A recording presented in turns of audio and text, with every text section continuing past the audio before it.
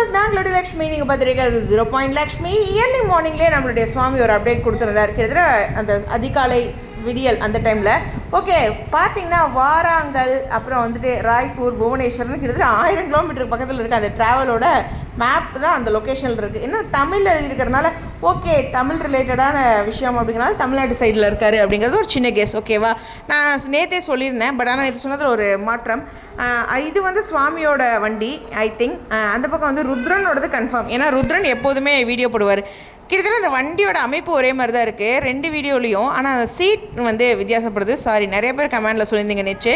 நான் ஒரே வண்டி நினச்சிக்கிட்டேன். பட் இருந்தாலும் நான் சென்னையில் இருக்காரு அப்படிங்கிற மாதிரி தான் அந்த அப்டேட்டை நான் புரிஞ்சுக்கிட்டேன். ஸோ அது மட்டும் இல்லை, அவர் அந்த போஸ்ட்டில் ஒரு விஷயம் சொல்லியிருக்காரு. சுவாமியோட போஸ்ட்டில் என்னென்னா,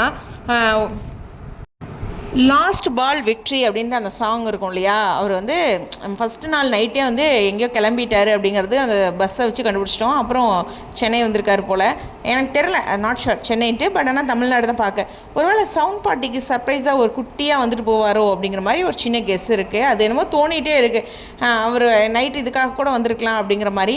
ஸோ பார்ப்போம். ஆனால் அவர் ஃபுல்லாக இங்கே தான் இருக்கார். எனக்கு தெரிஞ்சு தெலுங்கில் ஒரு வேளை ஜெயில் ட்ராக் வருமோ. ஸோ அந்த இடத்துல வந்து ஹீரோயினோட அண்ணா இறக்குறதுக்கு அப்படின்ட்டு. எனக்கு வீரில் அந்த ட்ராக் ஞாபகம் இல்லை. ஒரு வேளை அப்படி இருக்கனால இவர் ஃப்ரீயாக இருக்கலாம். எனிவேஸ், வெயிட் பண்ணி பார்ப்போம். பேக் டு பேக் 2 செட்லேயுமே அவர் ஜெயில் ட்ராக் அனுபவிச்சு வந்திருக்காரு.